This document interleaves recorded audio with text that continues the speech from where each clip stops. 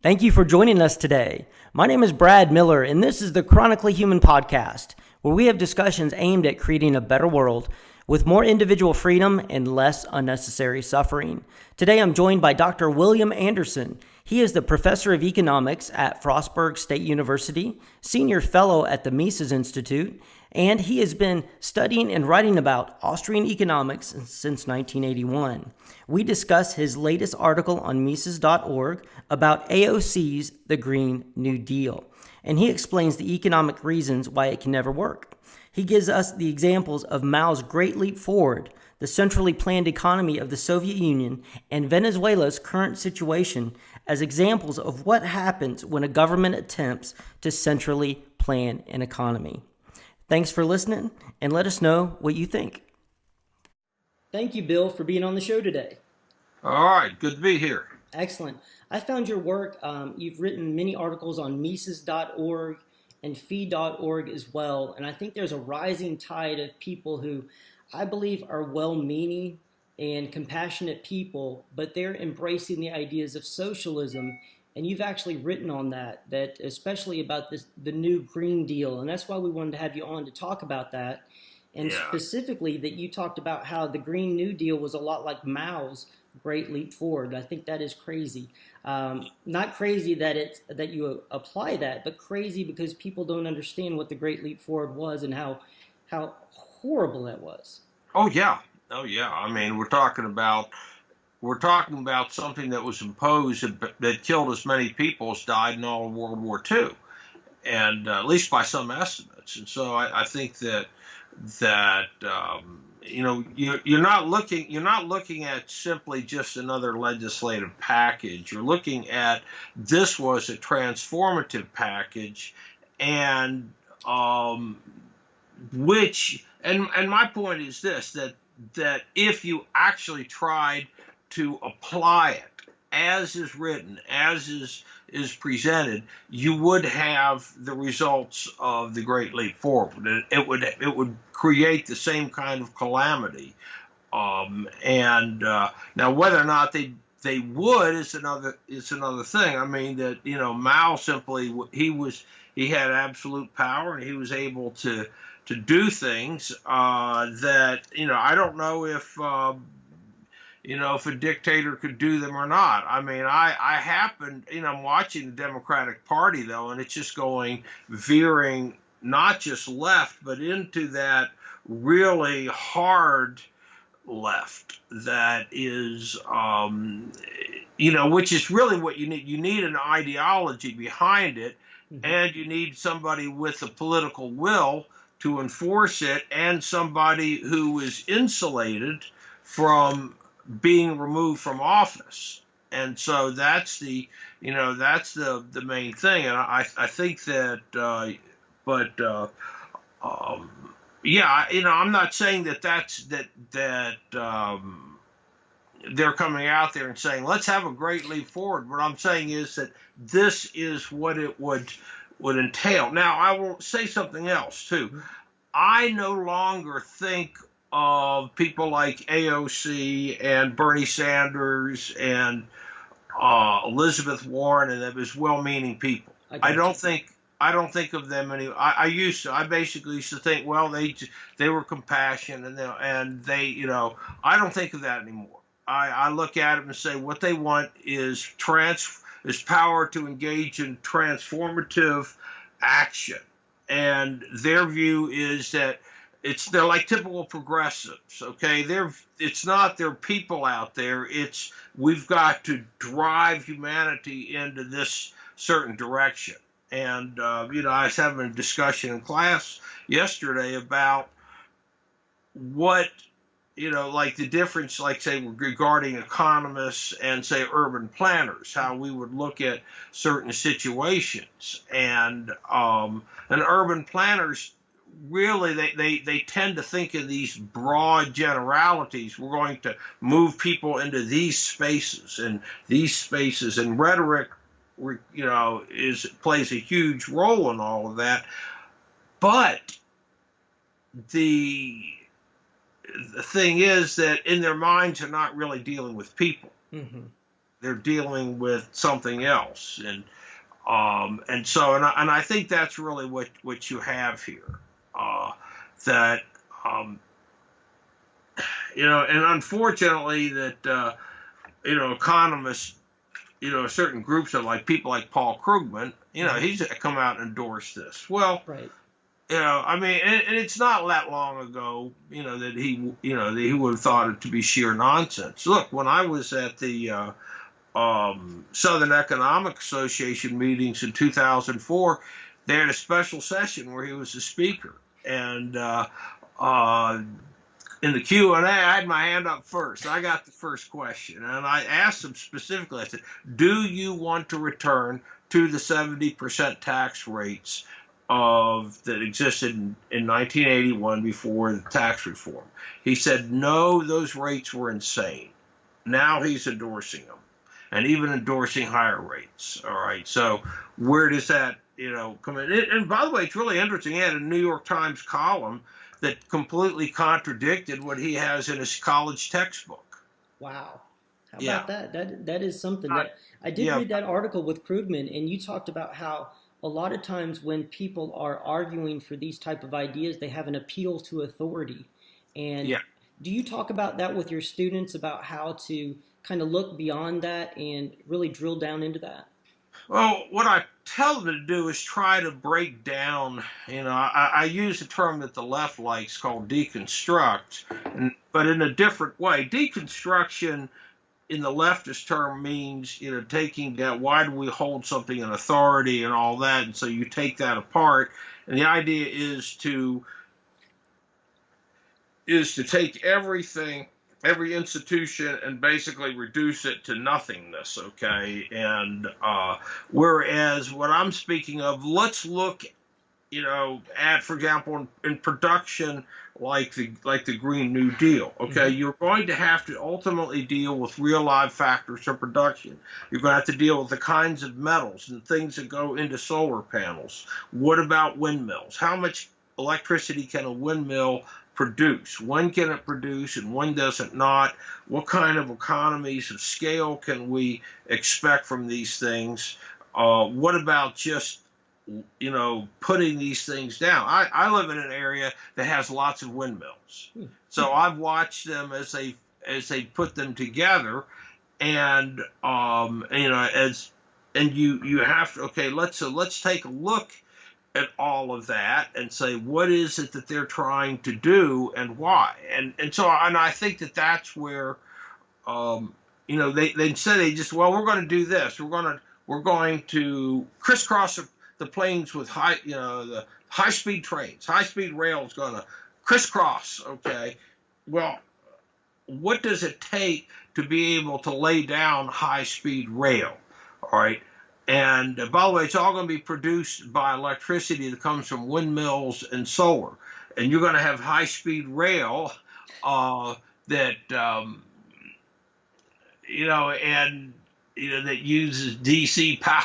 I mean, I'm like, you guys understand this, that what it would entail, all right? And ultimately that what you would have happen would be that you would not be able to produce the amount of electricity needed for these things. So what would happen? People would freeze to death in their homes during the winter.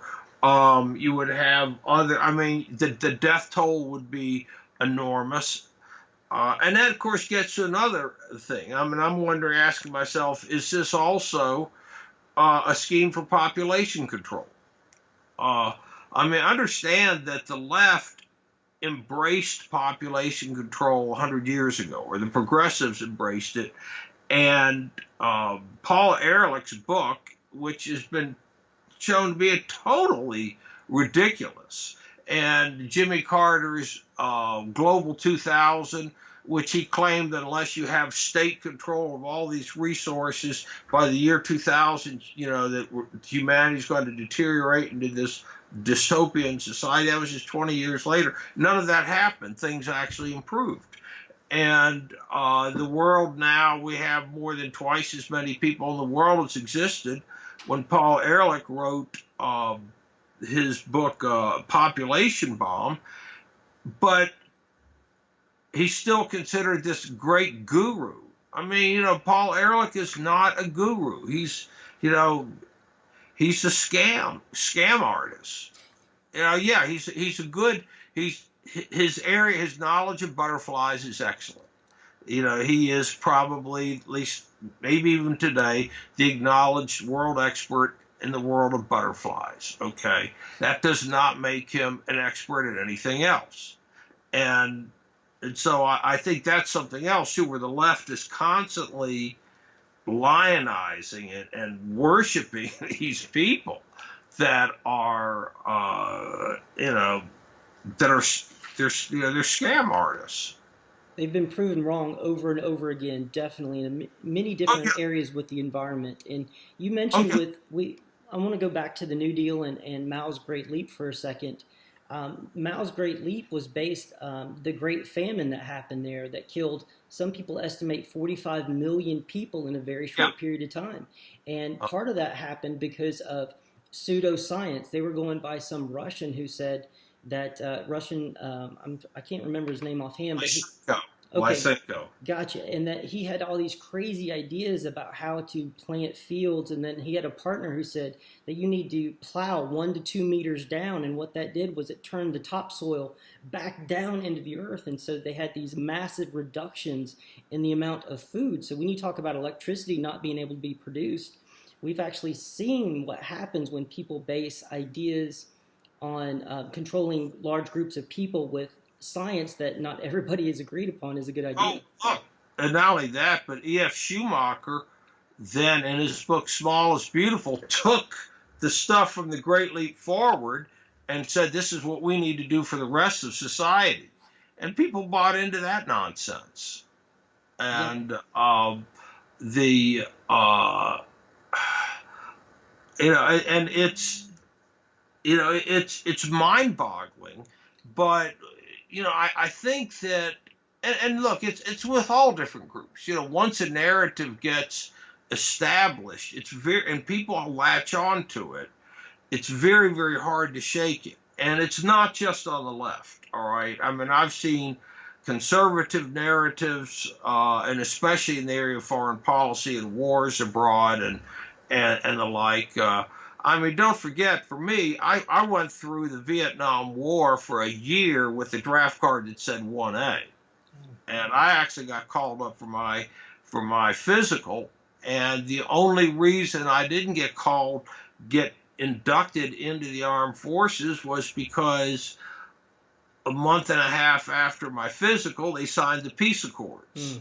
So, the timing was just right. But I could have been called, after I turned 18, I had a low draft number and I had a card that said 1A. They could have called me at any time, and, that would have been that. So, and the Vietnam War itself was based on, frankly, some really bad narratives. And so I think that, that people get on these things, and then what happens is they have their mind that if we can just force enough resources into this, that we can, that somehow we can prevail. I mean, that's what happened in the war in Iraq. That's what's happened in Afghanistan. It's been more than 17 years. Right. This is like, we ask ourselves about, well, how could you have the 30 Years' War? Well, we're trying our best, to match it. But yet, what are they saying? If we could just get enough resources, if we can just put enough of our people into power, that somehow, if we could just kill enough Taliban, it's like, look, it's like when I was in high school, the whole thing in Vietnam had deteriorated to body count. Well, we can just kill enough of them, why then they'll just get discouraged and go home and stop being commies or something. I don't know, but it's a sort of thing that And by the way, and I'll even go make one step further into an area that I'll bet you is going to make some viewers mad, but just to make, it's just, and that is that, the Donald Trump wall. And number one, none of us actually believed that Mexico was going to pay for a wall. The second thing is that there is no way to be able to construct a huge wall all the way from the Pacific Ocean to the Gulf of Mexico. Without having to use vast amount of resources that we don't have. You would have to take vehicles into areas where there's no roads and no way to be able to construct anything. You would have to bring entire factories into that area, those areas. You look at just it's not unlike the mentality behind it is not unlike the Green New Deal. It's just that it's a smaller scale sort of thing, and it's just about a building project versus trying to transform all of humanity into somebody else's image. But nonetheless, as a particular project, it would use huge amounts of resources and probably not be all that effective. But you can't say that in conservative company because they're just in their minds they're not thinking about that, about resources, about how these different factors of production put together. In their minds, it's already created and it's doing whatever they say it's going to do, even if it's not. Yeah, all right, I think that's a real problem that I see time and time again. We have this idea that something is doing something when in fact it's not happening. That's a great point about, I think that a lot of people are looking at the problems in society. And I think we can agree there are structural issues with the way society works. But, Yeah. but putting our finger on what causes that, I think that's where a lot of people disagree. And the idea that putting more resources towards a bad idea is never a good idea. The Soviets tried that for 70 years with their Central Planning Committee. They had the complete control of their entire society.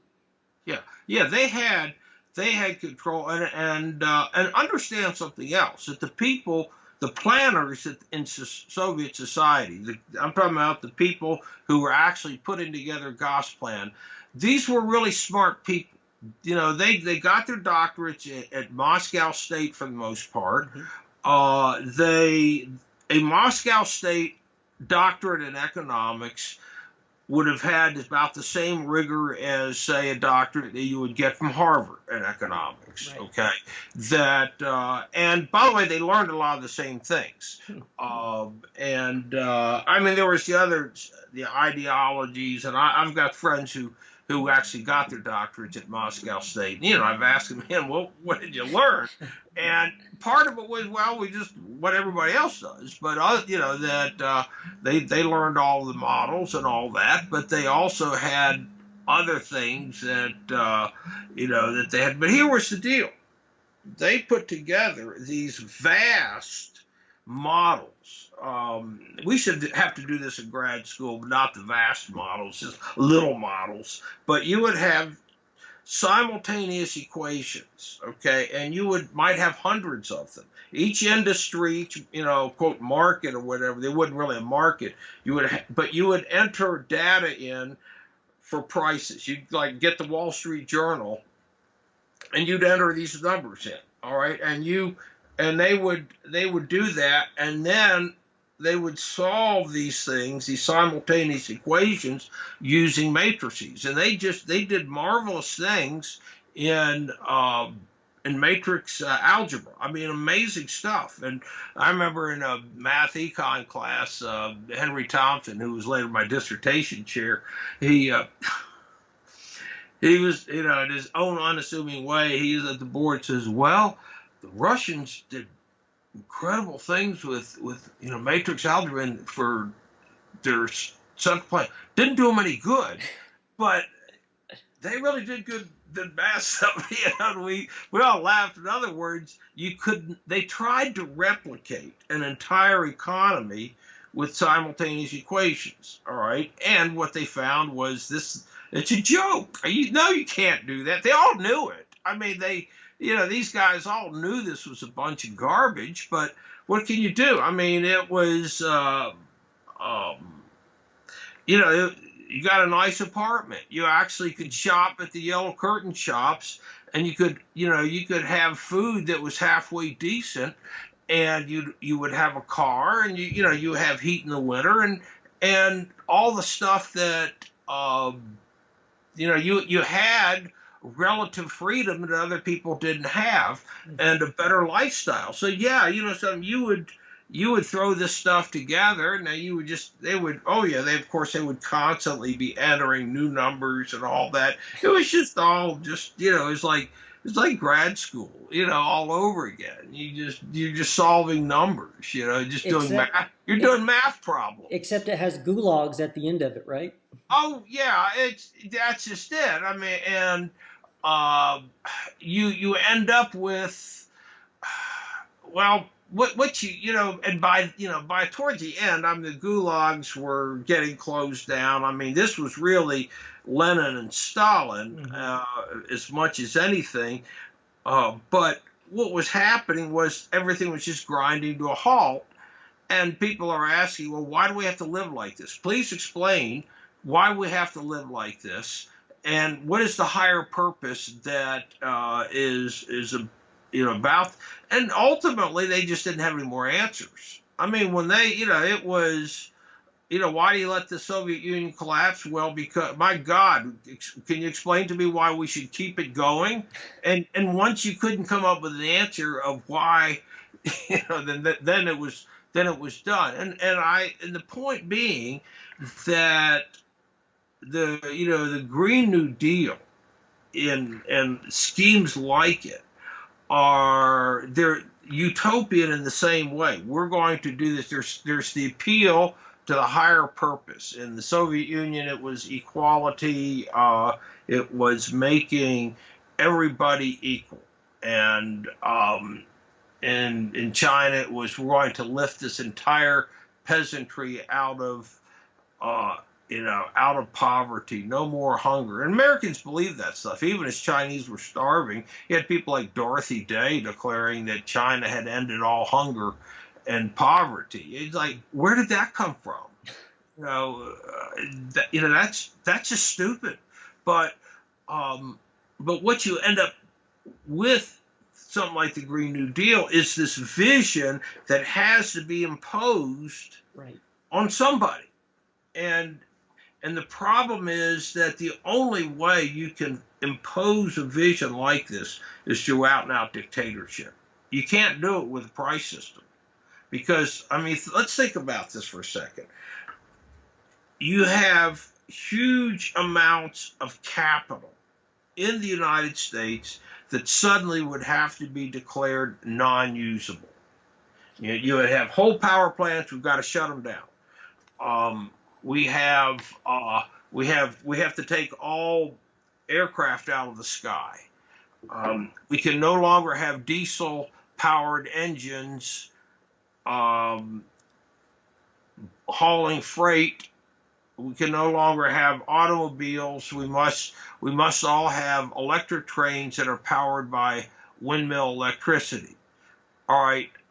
Now, the question is, how do you enforce something like that? Well, you do it through brutality. I mean, by the way, what you do is you make sure that the people enforcing that are still using, fossil fuel powered vehicles, that they're still flying across the country. It's a vision that they have for the rest of us that they do not plan on living in themselves. It's like AOC. What did she do? She goes to Washington. She gets this luxury apartment. She puts her boyfriend illegally on the payroll. Why? Because she can do it. Right.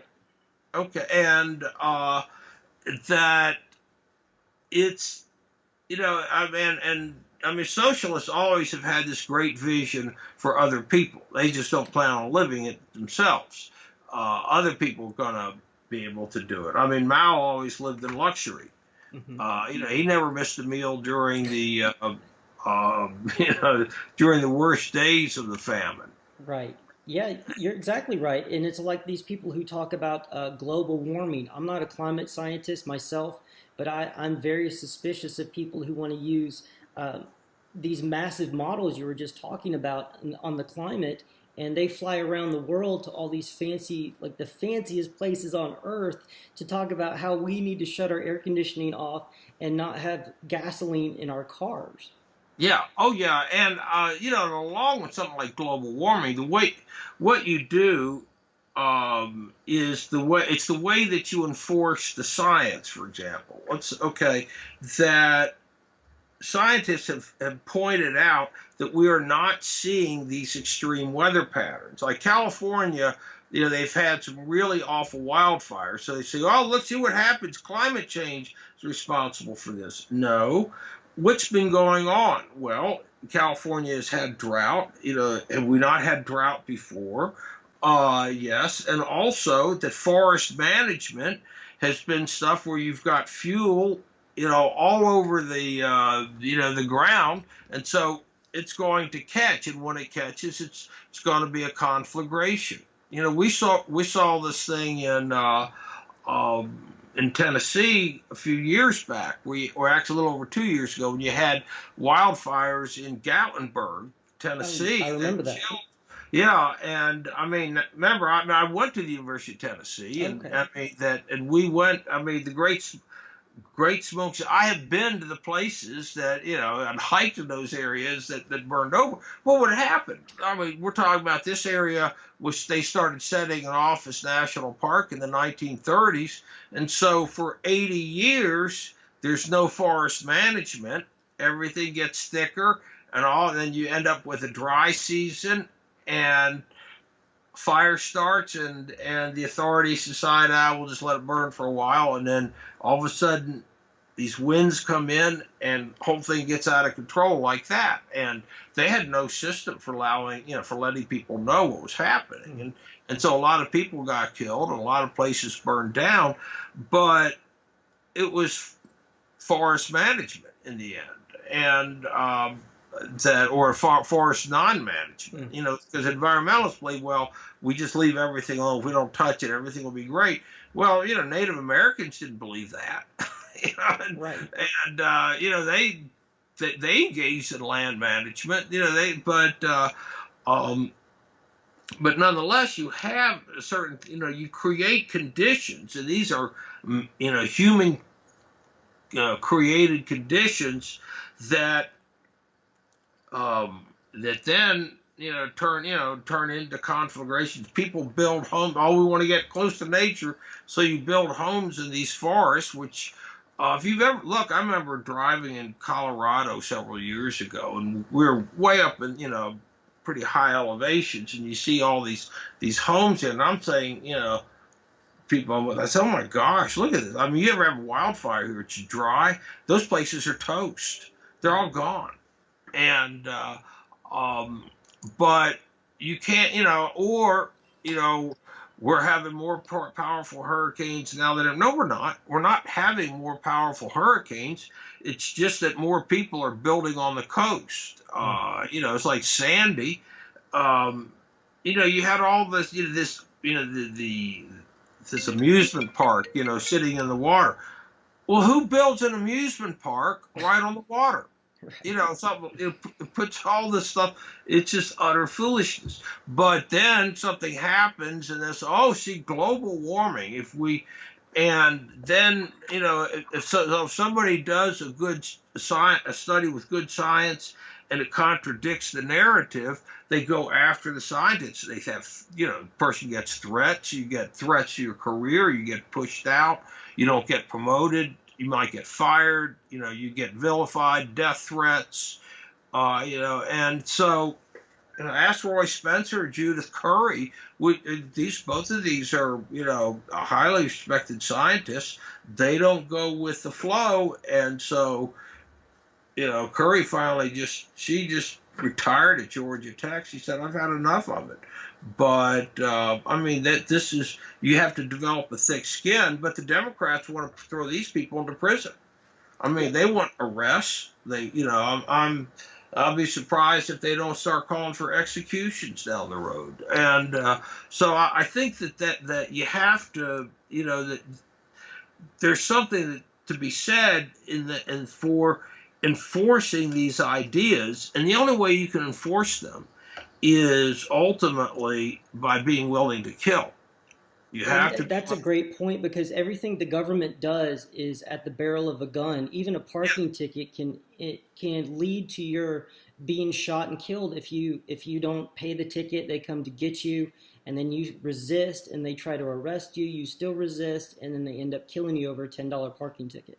Yeah, and I think that Bradley Balco made that point. He said, legislatures, listen, are you willing to kill for this? And I would say, that a lot of folks are willing to kill. I mean, I don't know any way to put it except to say that you can't impose this stuff without a totalitarian mindset. Mm-hmm. And it's always the same way. You get these young people, that really, I mean, I could see myself believing in that nonsense when I was 18, 19 years old. And you get young people to do that. It's what Mao did with the Cultural Revolution. It was the young people who got this revolutionary fervor, and they about destroyed the country. And, it was like what was left of the country after the Great Leap Forward. Then, and my friends from China who lived through that won't even talk about it. Wow. I mean, you can't, we don't talk about it at all, because the experience was so horrible, so traumatic. And so, the idea is, okay, we're going to get these young people, and they're going to be the enforcers of this. Well, if you read the proposal, the Green New Deal proposal, and the FAQ that came with it, I mean, it looked like it was written by basically a bunch of kids. Yeah, I think you're exactly right on that. The Jesuits, I think they used to say, give me a kid at 6 years old and I'll have him for life. And so, I think this ties into the idea that a lot of times the people who want to push these ideas, they recognize that there are problems in society, and I would agree with that. But at the same time, they never talk about the Federal Reserve. They never talk about the war on drugs. They don't talk about the criminal justice system. And like you said, the wars overseas, and $5.6 trillion have been wasted, not to mention the blood and the lives of the young men and women over there as well in Afghanistan and Iraq. And it's not just American lives. I mean, I think, and here's something I think that's really, that you have, and it's very hard for me. I have lost friends over this. I lost friends over the Iraq War, because my point was not simply that, hey, Americans are dying. My point was that people in Iraq are dying, and they were no threat to us. They did nothing to deserve having their lives turned upside down, their homes burned, businesses destroyed. Yeah, everything, their way of life destroyed. For what? And I don't even know what it was. And then I remember telling people in 2003 that, we were taking a page out of the Soviet invasion of Afghanistan. The way the Soviets paid for it was that they piped natural gas out of Afghanistan and into Russia, and they did what they called the cement swap, because Afghan cement was a lot higher quality than Soviet cement, and so they did literally a pound-for-pound swaps, and this was how they paid for, at least in part, for this war. Well, what was the idea with Iraq? Oh, we're going to, they'll pay for it by oil sales. Mm-hmm. Okay, that's nothing more than confiscation of their oil. And it turns into, it gives full justification if somebody says, well, this is this is blood for oil, war for oil. And you can't argue against it. But, man, I could not And I mean, there were some prominent friends. I won't give any names. One of them died a year and a half ago of cancer, and I mean, the Washington Post had articles. I mean, this was really it was national news, and this guy and I, we basically had a split over that stuff, and we had been really good friends before then. Wow. And there were other conservative people that that I lost friends over. Because my point is that we can't talk about these things. You've got to look this stuff in the face too. Exactly. And I think Ron Paul, he used to say the welfare warfare state, that you had the welfare yeah, side on one side and the warfare state on the other. But I think it boils down to Ayn Rand. She talked about that the real debate in society is individualism versus collectivism. yeah. And the warfare state is really a collectivist idea Oh, that, absolutely. that other people don't have individual rights.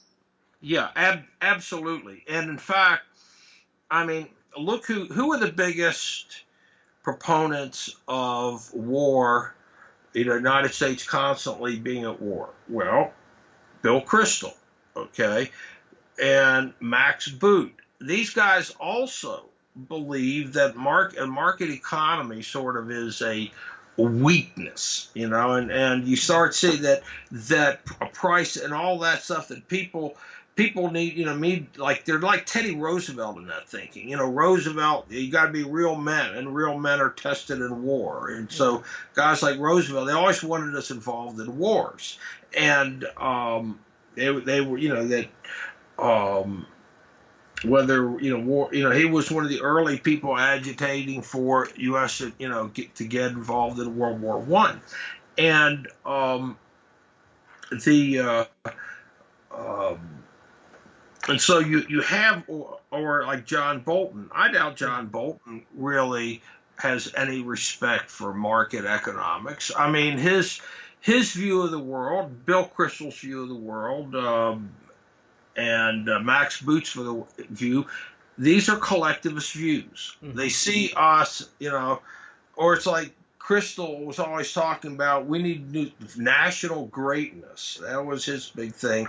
We got to have, something like pyramid building. I mean, in their mind, when I look at it, the pyramids were this symbol of greatness in Egypt. And I remember one time they being interviewed, and they say, "What should we do?" And he says, "I don't know, maybe build a tunnel to Europe." And I'm like, "What?" I mean, you see something like that, and you realize that these guys don't operate in the same universe that the rest of us do. And I mean, it's I don't know that he was serious, but in one sense, I mean, I wouldn't even. The only way I would ever say a tunnel to Europe would be if I was trying to be totally facetious. If I was trying to say that, if I was trying to mock a concept of national greatness, that's what I would use. He used it in defending it, and do I think that he actually believes it could be built? I don't know. Words are easy, and I think that's where these people who use rhetoric to say about national greatness, the Green New Deal, they also have an element of that where they want the United States to lead the way and export all this green technology to the world. Yeah, well, yeah, and I think something else too that, and this actually goes back to an incident in my childhood when JFK made the announcement that we're going to put a man on the moon, by the end of the decade. I remember that announcement.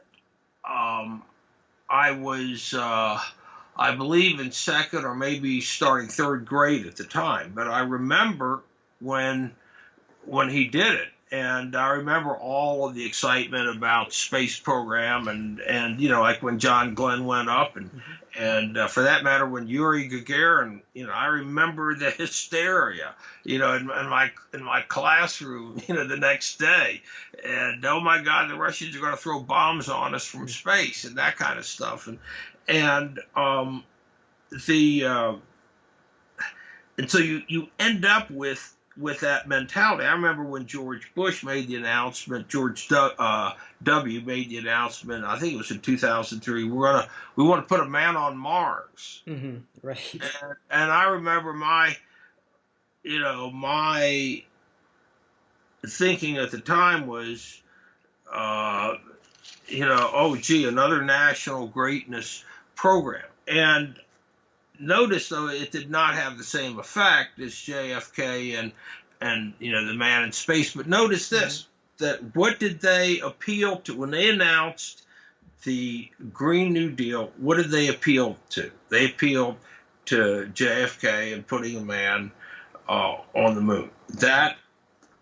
And so you end up, with that appeal to national greatness. And and for someone like me growing up as a baby boomer, what did we have as national greatness? Well, we had World War II. Mm-hmm.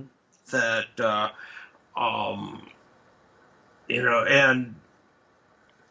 I was born 8 years after the war ended. I was born just after they signed the armistice or whatever it was in for the Korean War. And just a few months afterwards, and so so you were still caught up in the pride of winning World War II, and then there was that the putting a man on the moon. So this idea, well, if we just collectively put our minds to something, we can do it, and you step back and you realize, these things have their problems. What's the point? First, what's the point of devoting all these resources to this? What is it that you're trying to just make Americans feel good? I don't know. But you end up with a collectivist mentality. And, it was, I remember the day when the men landed on the moon. I was working at Rock City, a tourist attraction, and Lookout Mountain. I've been there. Tearing tickets. Yeah, I love that place. And, I was tearing the tickets up, and I remember Ed Chapin came downstairs and made the announcement that the LEM had actually landed on the moon. And I remember that. There was that sense of, wow, national pride, but whatever resources it took to do that were nothing compared to the resources that it would take to transform the entire American economy, the way that we get electricity and all that. And it simply would not be able to be done. And this is where guys like Paul Krugman, where they really mess up, because they think of costs simply as monetary outlays. Mm-hmm. Okay, so what do? Well, you just print lots of money. That was the FAQ, right? Oh, how do we pay for this? Well, we pay for it like the bailouts, and the idea is, we're going to shame all those capitalists. Well, there are a lot of us capitalists who said they don't need to be doing bailouts, and no matter what Paul Krugman might claim, it wasn't, the idea that, boy, if they just saved Lehman Brothers, we wouldn't have had the meltdown. That is nonsense. Right. And but here's the thing, that they think of them as monetary outlays, so we'll just print lots of money and pay for it. And no, costs are what you give up. What do you physically give up? Costs are real things. Is that opportunity cost? Is that what you're... Yeah, it's exactly right. All costs are opportunity costs in the end. And you can't get away from. And so what they believe, though, is it's like what they believed in Iraq, right? In the war. If we just throw lots of resources into there, we can rebuild the country. Well, they just, threw trillions in there. Trillions. And you couldn't do it. And but people, they still, look, there are lots of people out there who believe that the Marshall Plan rebuilt Europe. Mm-hmm. It did nothing of the sort. Didn't even come close to rebuilding Europe. The places that got the least Marshall Fund money were the places that recovered the quickest after the war. Wow. and so on. And so I think that it's that there are a lot of myths out there, and that's one of the real problems too. You have these myths, and they just keep going on and on. And like the myth that the New Deal pulled the country out of the Great Depression. No, it didn't. It didn't do anything of the sort. It extended the Great Depression. It institutionalized the Great Depression, and or the other thing, the World War II pulled the country out of the Great Depression. No, it didn't. It levels of deprivation on the home front in World War II were greater than they were during the Depression. It's just that people had this purpose in mind, and I get that. Go team. I mean, I feel that whenever my team is playing a rival. Yeah, there is definitely that tribalism, I think, that kicks in, and everybody wants to be part of something bigger. And you talked about opportunity cost is one of the issues with socialism.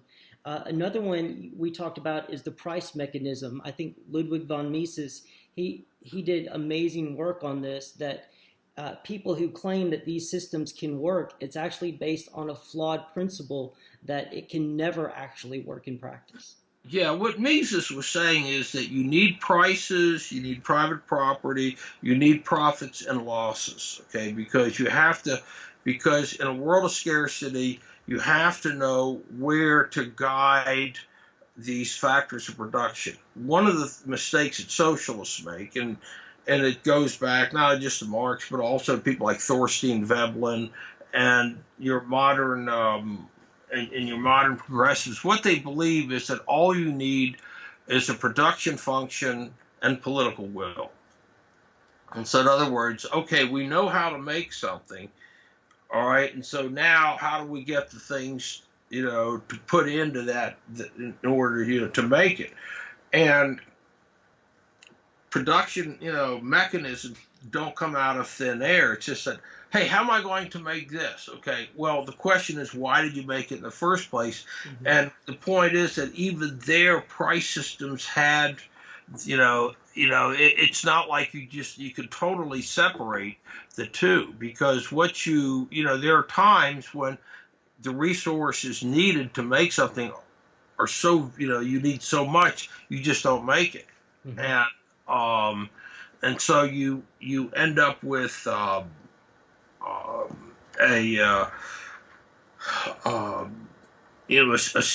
end up with a situation in which you really lose focus on what resources should be used where. All right, isn't profit loss like a signal, like the pain pleasure signal in the human body? It's similar to that, to let you know where there's demand. And then with the supply, then you have the supply and demand type function in the market economy.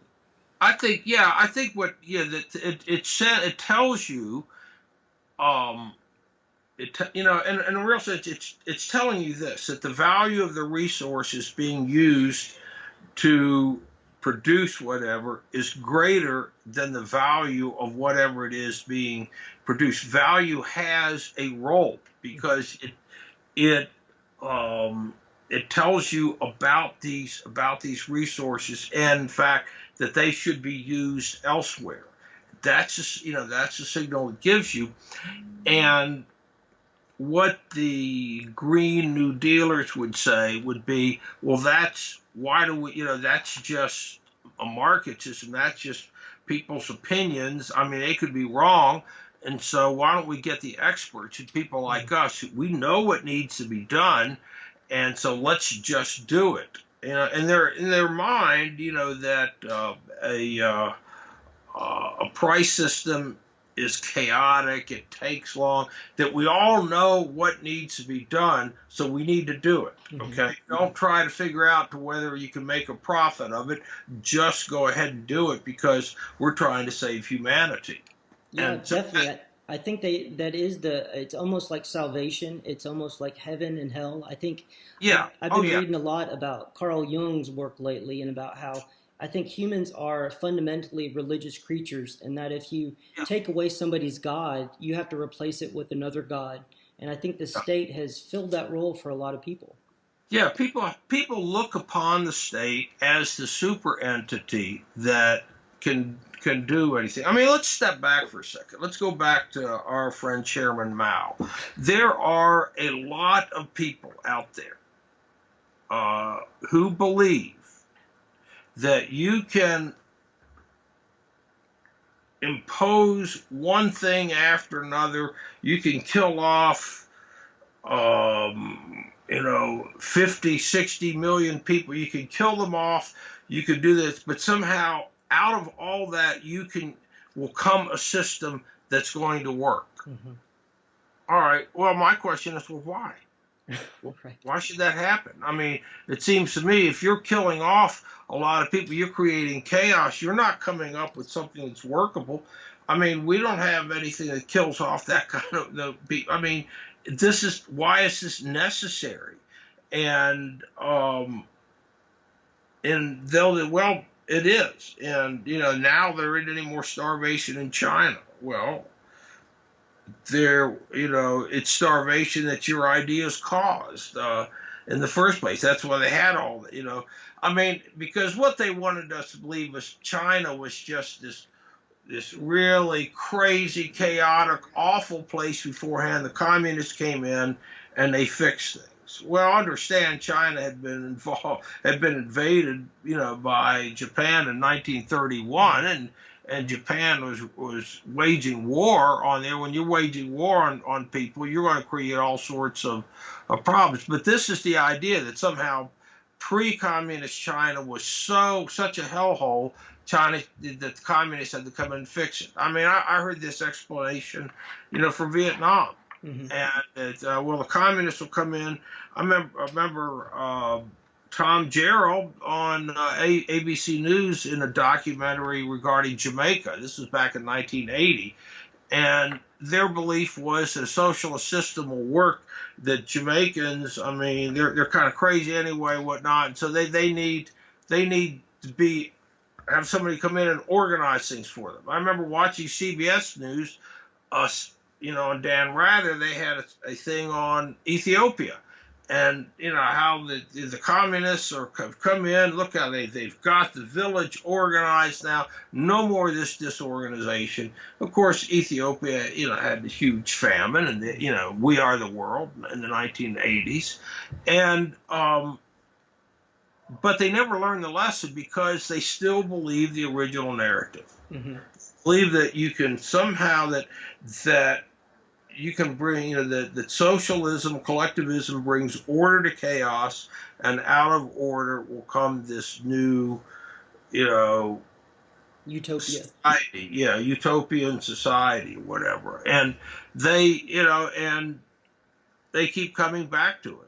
But I mean, again, it's no different than Max Boot. Well, if we could just have regime change in Iran, and for the rest of us, it's faceplant. That has it never occurred to you that maybe the Iranians just might resist? Exactly. Yeah, like Venezuela. There's talk about doing things down there. Nicaragua. There's. Please, yeah, I know, and I'm not thinking. Something? Let the Venezuelan government is doing a great job of taking away all legitimacy of their rule, of destroying everything. Why do we need to get in there and give people a reason to give the Venezuelan leadership legitimacy? Because people, when you bring in a tax from abroad, that people are going, they're going to coalesce and resist. Yeah, and and likewise in Nicaragua, but it's like these folks cannot help themselves. They have to engage in all of these interventions, and we got to have our hand in there. Why?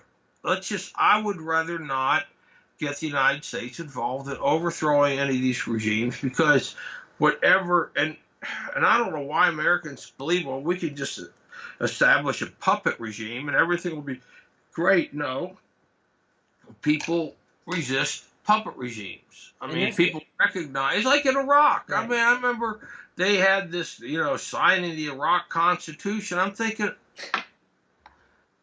why would anybody in Iraq believe that to be legitimate? It's like, the Americans, have come in to give order or whatnot. No, I mean, they came in, created disorder. How is it that, did that? I look at it this way. Bill, is that government has a product which is order, right? That's their product to sell to Yeah. everybody. And so what they do to create demand is to create chaos around the world, and that stimulates their need for order to go Yeah. out there. Oh, I know. And the truth is that a lot of times you're creating chaos in their plans to establish order. I mean, they It's think endless. they're establishing order, you end up with chaos, and then people say, well, the government has to come in now and fix it. Well, how is it, being that they caused the problem in the first place, and their solution is to do exactly what they've been doing. So yeah, you end up with a real problem, and something like. And I know we're coming to near the end. Something I think really needs to be said about the Green New Deal. A lot of people are looking at it and saying, well, this is so unworkable that it's never going to happen.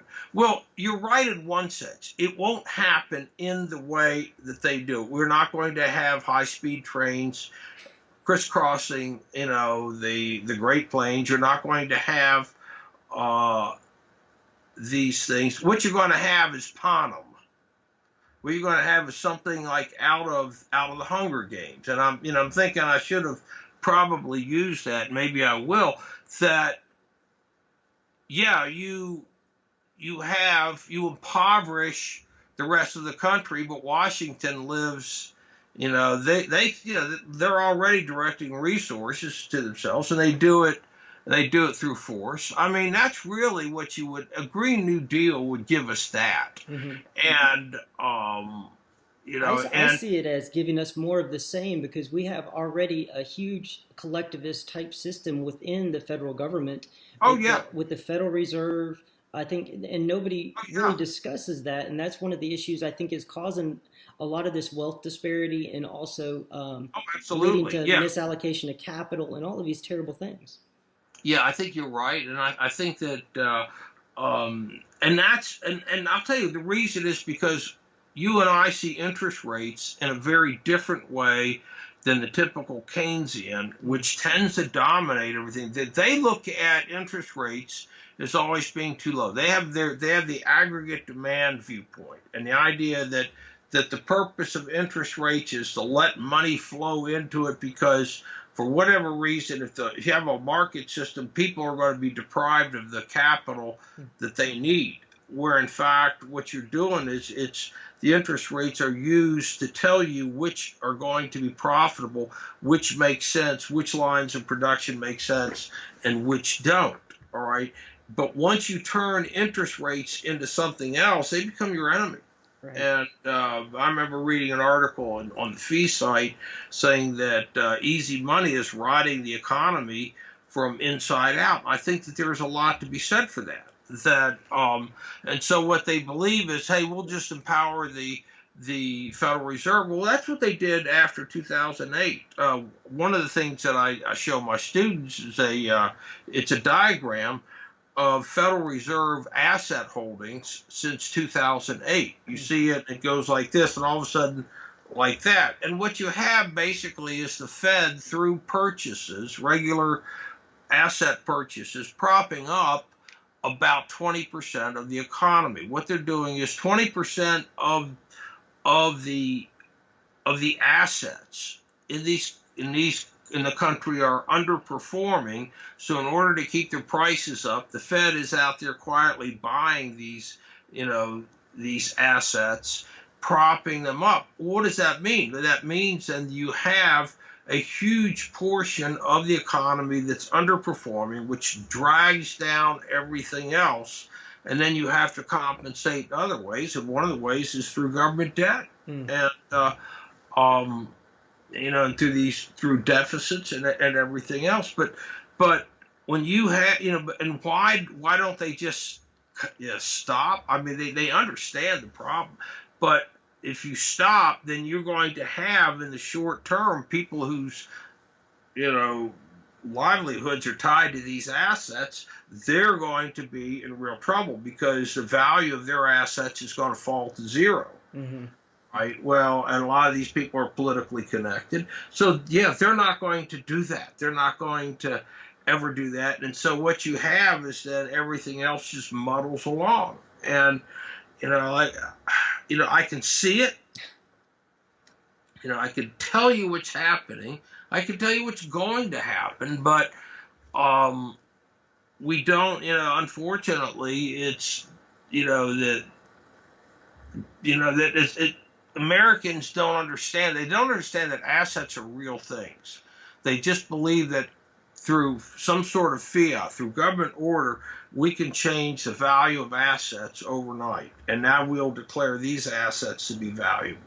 And, yeah, you can make them artificially valuable. It's like ethanol. Ethanol is, in corn. It's used to grow it. And this is all it's a valuable crop, but only because of other policies. If people were given their own choice, it would never have the same kind of value. Yeah, but definitely. that means you have to take from something else. That and the Keynesians will say, well, not as long as you have idle resources. Well, the Keynesians don't answer the question why we have idle resources in the first place. Right, exactly. And on a long enough curve, we're all dead anyway, right? I think Keynes, that was his famous quote. Oh, yeah. So, it doesn't matter. It doesn't matter, right? And I think you had a great point, and about the people who are around the system, like in the central planning of the Soviet Union, they benefited greatly personally, even though they knew it was a lie, even though they knew the system was a lie. And I think Washington, D.C. has 5 of the top 10 richest counties in the country. And so you have this massive draw, like a magnet of people. Even if, like Paul Krugman, who changed his mind in 2004 to now, is he going to benefit potentially if this new Green Deal goes into effect? Oh, yeah, absolutely. I think that's a really good point. That they're already drawing resources to themselves in D.C.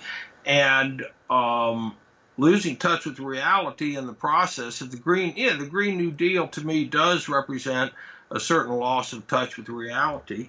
But look at the other wealthy places. Well, it's where the high tech people are, and they're all tied. They're all left wing now. They're all tied to the government. And so that's the other side to it. I mean, that places where people just are in normal activity, they don't rate anymore. Their purpose now is to give up their resources so that Washington, can be wealthier, and I think that's really it's a shame, but it's what's going on.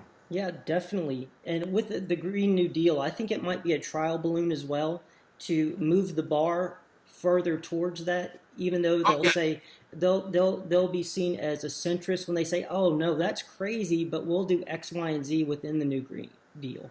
Yeah. Oh, yeah. And I think that like I said, I've used. It was while I was thinking of this. While I was using. The Great Leap Forward, but I'll be honest, I think Hunger Games there's a certain application there too. I mean, it's, Hunger Games is, it's fantasy, it's to a certain extent science fiction, and whatnot, but the attitude is there. I mean, Washington siphons off huge amounts of productivity. People there live well. Yeah, we spend $7 trillion a year on government in different places, with state and federal. That's a huge investment. Yeah, and so much of it goes into Washington. Those folks down there are the beneficiaries, but they're not producing anything. Right. In fact, they're keeping things from being produced, but in their minds, life is essential. You couldn't, that they are the heartbeat of this country, whereas they really are not. They're the heart attack of this country. I like that. I had on Dr. Houston yesterday. She has a company that uses blockchain tech in healthcare trying Yeah. to bring more medical freedom to the world. And she talked about just the regulatory burden that doctors are under. And I Oh, had yeah. another person on, Dr. Mary Ruart, talking about the FDA's regulation and what that affects. Because a lot of times we'll blame doctors or the pharmaceutical industry, when in reality it's the regulations that are causing the behaviors that people are finding objectionable. Yeah, you incentive, and once you create incentives, people are going to go to those incentives. Mm-hmm. And that's something you and I understand, but it's not something that, people on the left understand. They don't see it. Yep, definitely. Well, Bill, I really appreciate your time, man. Is there anything that you would leave people with if they have people in their life who are starting to gravitate towards this idea? I think personally, what you talked about, the price system and the basis of force, I think that to me is the real issue when it comes to these ideas. What would you say would be at the crux of giving the other side of the argument to the New Green Deal for somebody? Well, I think that what they believe is that they, through force and through their own brilliance or whatever, that they can transform an entire economy. And it's never been done. Anybody who's ever tried to do that in history has failed. And when I mean failed, I mean it resulted in the deaths of millions of people. Now, Over 100 what they million. say is Yep. you're using hyperbole. Oh my God, Exactly. you're scare tactics and all that. I'm just asking them to think about it. What happens when you redirect factors of production and into things, by the way, that right now and as far as we know in the future are not going to be able to perform the way that we would like them to. Are they ready to live with less than half the electricity that we have in this country right now? How are you going to have a network of high-speed electrically powered high-speed rail when you're not even going to have enough electricity, for the homes? What are you going to do how are you going to heat homes in the wintertime? Please explain that to me. How are you going to do it? Because, wood is polluting. Wood will really, and these are practical questions. And the answer is, we'll come up with something. No, you won't come up with something any more than, hey, you're not studying for the exam. How do you expect to pass it? I'll figure out a way to pay. It doesn't work that way. And I think that for me, it's there's a certain advantage of hindsight, but for a lot of young people, they're idealistic. Oh my, and we only have 12 more years. That's a whole other thing. 12 more years. Okay, who says that? Why? Just because a 29-year-old bartender from New York says we have only 12 years? I mean, it was that was she given some sort of gift of prophecy here? I mean, how is it that she can come up with this? And I just think that it's hard. People are going to believe what they want to believe. I mean, I'm sure that my colleagues here at Frostburg, if they were to see this video, would probably not be really happy with my viewpoints. And Yeah, I would agree. It would be a threat. Yeah, definitely, it would be a threat to them. I think you're right on a lot of that, Bill. I think we agree on the idea that I'm sorry, I had to plug my computer in there. I had to move there for a second. But I really appreciate your time, Bill, and your perspective on this. Yeah, All definitely. Love to have you back on. Maybe talk about the Federal Reserve and maybe how the warfare state affects people at home as well. All right, that'll be good. Thanks. Excellent. And I'll have all your contact information on chronicallyhuman.co. And thanks everybody for watching. And I hope that that you'll take it to heart that there is a difference between the free market and socialist systems. So thanks for watching.